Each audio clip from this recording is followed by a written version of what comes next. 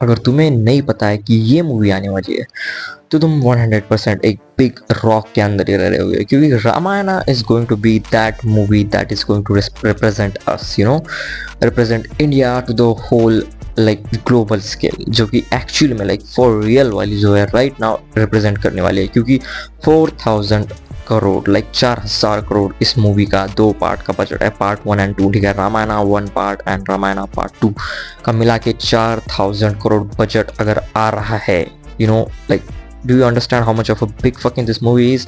This movie is at the level of like Hollywood के Marvel level के like cinema level का budget है इस मूवी का।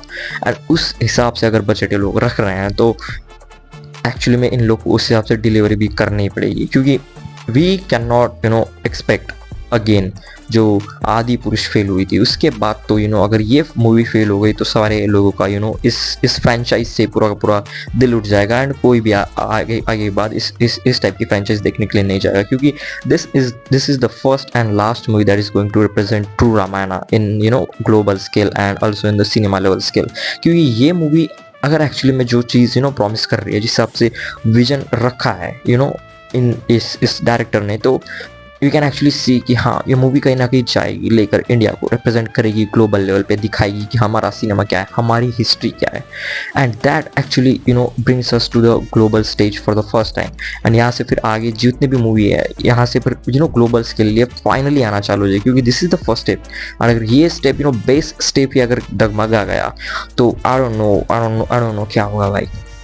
क्योंकि इस मूवी की स्टार कास्ट तो पूरी की पूरी पैक्ड है, लेकिन ऑब्वियसली यश है इसमें एज रावण एंड राम अपने रणबीर कपूर एंड भाई पूरी की पूरी स्टैग्ड है इसकी cast.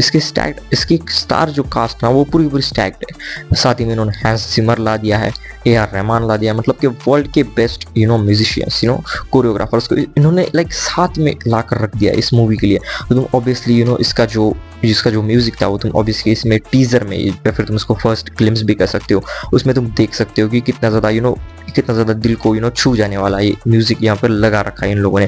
And actually that actually gives us hope कि हाँ कुछ हो सकता है, ये मूवी कुछ ना कुछ कर सकती है, कुछ ना कुछ अपने बड़े लेवल पे खेल सकती है। एंड उनका विजन जो डायरेक्टर का था, जो कि पॉडकास्ट में वो आए थे, उस हिसाब से अगर एक्चुअली में हम लोग देखें तो this is a work that he wants to put in. This is not just a work जो कि बर्डन नहीं है, this is a work and of art, ठीक है। वो इन 2 मूवीज़ को एज एन आर्ट की तरह देखते हैं, जिनको उनको रखना है दुनिया के सामने, उनको रखना है। They see this as an art and ये एक्चुअली में आर्ट ही है। जब आदि पुरुष फेल हुई थी तो उस हिसाब से ये मूवी फेल तो होनी नहीं चाहिए। विजुअल्स इसके एक्चुअली में काफ़ी अच्छे दिख रहे हैं एंड प्रॉमिसिंग लग रहे हैं। एक्शन एंड विजुअल्स के मामले में एक्चुअली मूवी प्रॉमिसिंग लग रही है।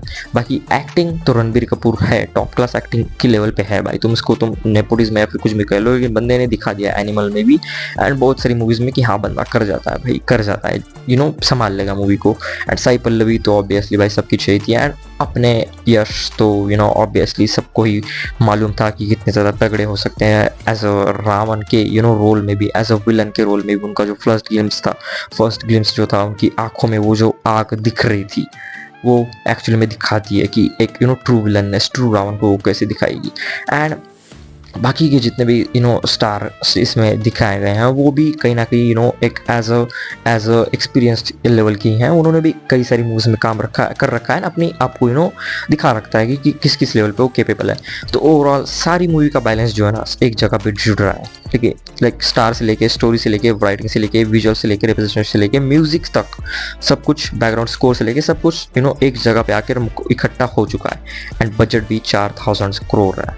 तो ऑब्वियसली प्रमोशन में तो बहुत ज़्यादा ही खेलने वाले हैं। प्रमोशन पूरे वर्ल्ड में कर देंगे, but this has to make something. ये मूवी अच्छी निकलनी चाहिए, क्योंकि एक्सपेक्टेशंस अपने इतने बड़े कर दिए हैं, इतने बड़े एक्सपेक्टेशंस है कि ये मूवी अगर उस एक्सपेक्टेशंस को मायने रखते हुए उस हिसाब से नहीं निकली तो ऑडियंस का ट्रस्ट टूट जाएगा, जो कि आदि पुरुष ने तोड़ा था। और वो फिर से नहीं हो सकता है, क्योंकि अगर वो फिर से हो गया तो फिर फिर से ऑडियंस ट्रस्ट नहीं करेगी।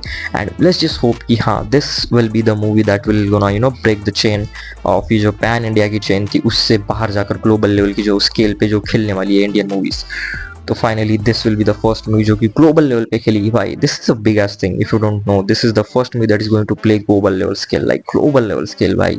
बाकी मूवीज तो पैन इंडिया से वायरल होके ग्लोबल में गई थी। Like as a side cast ताकि ग्लोबल में गई तो गई, लेकिन this movie is focused on making global scale, this movie is focused to be global and that is a big thing.